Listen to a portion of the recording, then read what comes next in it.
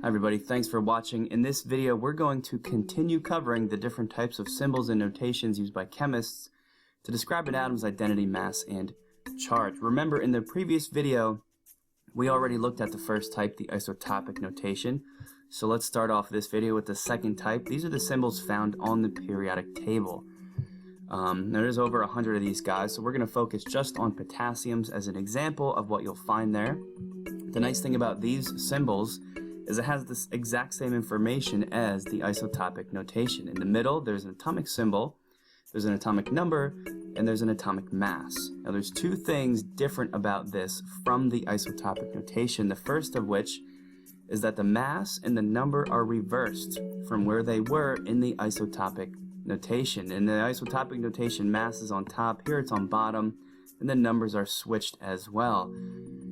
This really bothers some people, but if you always remember that the atomic number, which is protons only, has to be the smaller of the two, it doesn't really matter where they put them.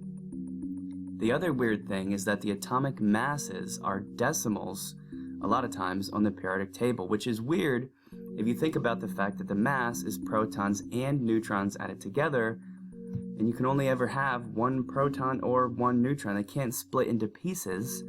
So you should only ever have whole numbers, right? How can you have 0.098 of a proton or of a neutron? And that is true. Protons and neutrons don't split in half or into decimals.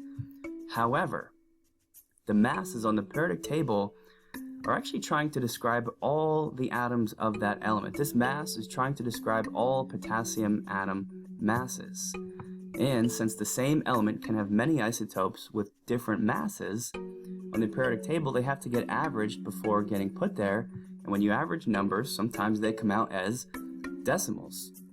To really show you what I mean, if you think about potassium, which has 3 common isotopes, some of them have a mass of 39, some 40, and some have a mass of 41, average all those together, and we put 39.098 on the periodic table. Our final type of notation for the video, the third type, is called the hyphen notation. It's probably the simplest and easiest version of all this. The hyphen notation gives only the name of the element and the atomic mass. You can see that on the example we have, the name being chlorine with a mass of 37. The weird part about this is that this notation doesn't give the atomic number at all.